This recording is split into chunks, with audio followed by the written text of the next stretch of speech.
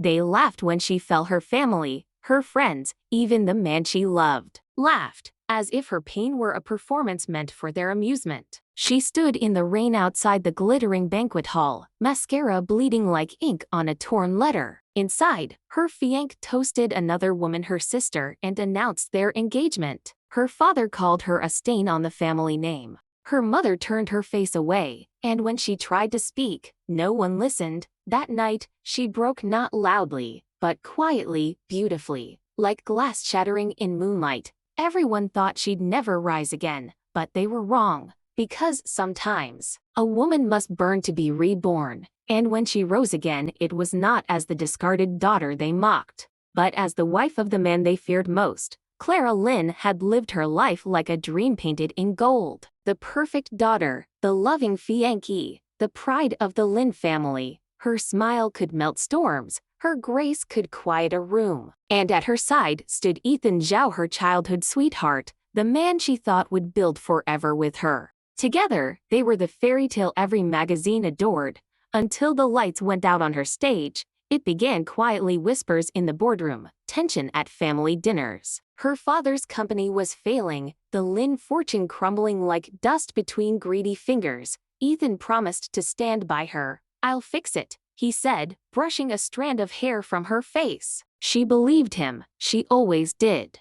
But betrayal doesn't scream, it smiles. It waits until you trust it completely. At the engagement banquet, Clara wore pale blue, Ethan's favorite color. She walked down the aisle of applause, searching for his eyes. He stood on stage with a microphone, a smile she'd once loved lighting his face. And then he said it, "I'm sorry, everyone. There's been a change." He turned and took Lily's hand, her sister's, her blood. The hall gasped. Cameras flashed. Clara froze, her pulse silent, her lungs refusing air. Her mother's whisper sliced her ear. "Don't embarrass us." Her father looked away, already negotiating his next business move. And Ethan smiled like nothing had shattered. Reporters chased her out into the rain. Her blue dress clung to her skin, her tears indistinguishable from the storm. By morning, headlines screamed, "Abandoned heiress goes mad." Her sister posted a photo, her engagement ring gleaming where Clara's should have been. The world laughed, the family whispered, and Clara Lynn disappeared into silence. They thought she was gone forever.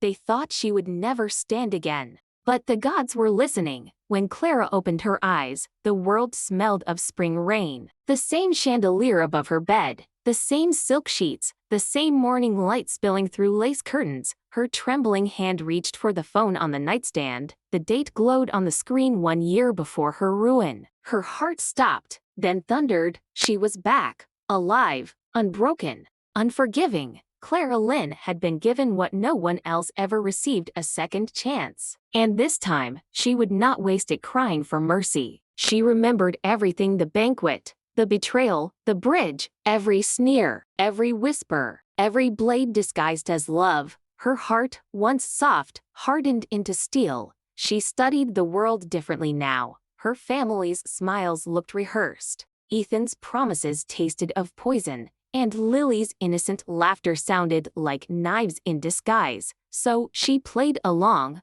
pretending ignorance, collecting secrets, planning quietly. By day, she pored over her father's financials, correcting mistakes he never noticed. By night, she learned the game they'd use to destroy her business: politics, survival. Her tears turned into strategy, her pain into currency. Then came the meeting that would change everything. Alexander Zhou, the cold and ruthless CEO feared by men twice her father's age. He was the kind of man people whispered about, never to his face. When Clara entered the boardroom, his eyes lingered not on her beauty, but on her composure. Stillness fascinated him. Her quiet confidence, the hint of mystery behind her calm. He extended his hand. "Clara Lynn," he said, "I've heard of you." "Then you know," she replied softly. "I'm not someone to underestimate." He smiled, a rare, dangerous smile. "Good," he murmured. "Neither am I." That was the beginning. Not of love, not yet, but of power. The kind she would wield like a blade wrapped in silk. Clara Lynn had been reborn, not as the broken girl they pitied but as the woman they would soon fear. Clara returned to the Lynn mansion 3 months later, not as the disgraced daughter they'd once mocked,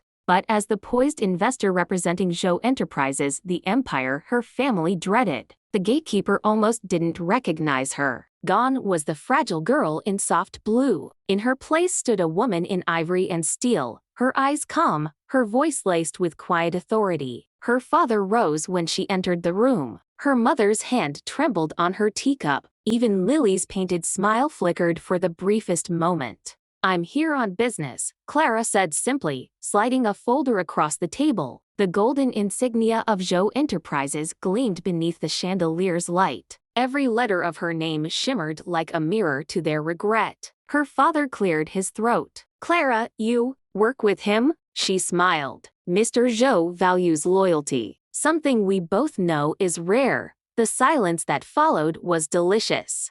Every breath, every twitch, every swallow a quiet symphony of discomfort. Clara stayed polite, patient, and precise. She didn't argue. She didn't accuse. She simply existed elegantly, successfully, and entirely beyond their reach. In the weeks that followed, the ripples of her return spread. Ethan Zhao's company lost its top investors overnight. Ironically, to Zhou Enterprises. Lily's luxury brand faced unfortunate contract terminations handled discreetly by Clara's silent influence. Each strike was soft, almost invisible. No headlines, no accusations, just the world quietly shifting against them. Her father began calling her "my daughter" again. Her mother invited her to tea, hands shaking with guilt. Lily sent messages, apologies wrapped in sweetness. Clara replied to none. She walked through banquets now with Alexander Zhou by her side, a presence that silenced every whisper. He never asked about her past, but his gaze told her he already knew. "Does it hurt?" he asked once, under the glow of city lights. "Not anymore," she said, eyes steady. "I just want them to remember who they laughed at and who I became after."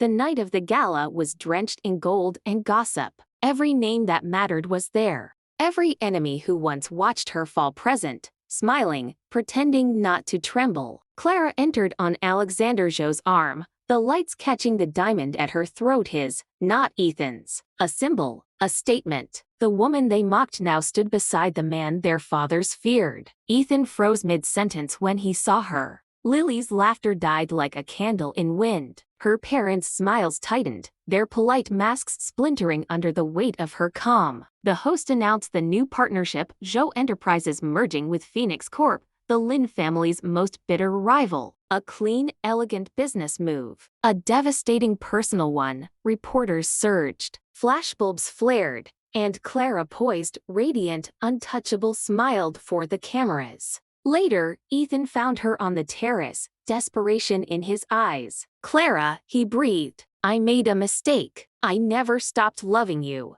The same voice that once crushed her now shook with regret. She looked at him not with anger, but with an icy kind of mercy. "Ethan," she whispered, "you taught me something precious." He blinked. "What?" "That love without respect is just control." He flinched. She turned away. Behind her, his voice broke the sound of a man realizing too late what he'd thrown away. Then Lily approached, trembling in her sequined gown. "Clara, please," she begged. "Can't we start over? We're sisters." Clara's lips curved, soft and final. "No, Lily. We're strangers who share blood, nothing more." When she walked back inside, heads turned, not because she was beautiful, but because she carried herself like a woman who had conquered her ghosts. Her revenge was not fire, it was frost. Not chaos but quiet erasure. No shouting, no ruin, no spectacle, only silence. The kind that makes guilty hearts echo louder.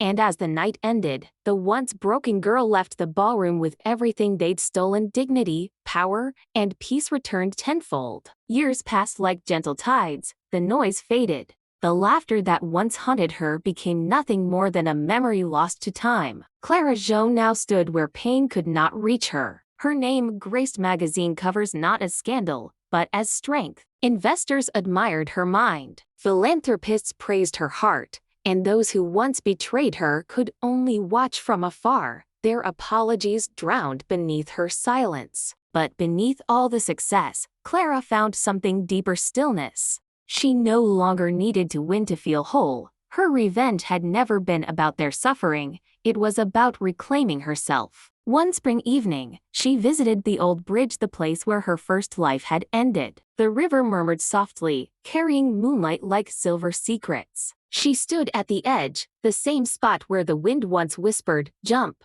Now, it only whispered peace. From her pocket, she drew a single white lily, her sister's favorite flower. She laid it gently on the water. "For the girl who died here," she murmured, "and the woman who learned to live after." Behind her, footsteps. Alexander Joe, ever composed, ever steady. He didn't speak at first. He simply slipped his hand into hers. "You've been quiet lately," he said. "I've said everything I needed to," she replied. Her voice was soft, not fragile, but free. He looked at her, admiration in his eyes. "You didn't destroy them. You just outgrew them." She smiled faintly. "That's the best kind of revenge." They stood together as the lily drifted away, two souls who understood the weight of silence and the beauty of rebirth. When they turned to leave, the night seemed lighter. No ghosts followed her anymore. No shadows clung to her heels. Because Clara Lynn, the broken daughter, the betrayed lover, had become Clara Jo, the woman who rebuilt herself from ruin. And for the first time, she didn't need to rise. She was already home. They laughed when she fell, but every echo of their laughter became the rhythm of her rise. She learned that pain was not the end, but the beginning. That silence could be sharper than vengeance. That a woman reborn needs no applause, only truth.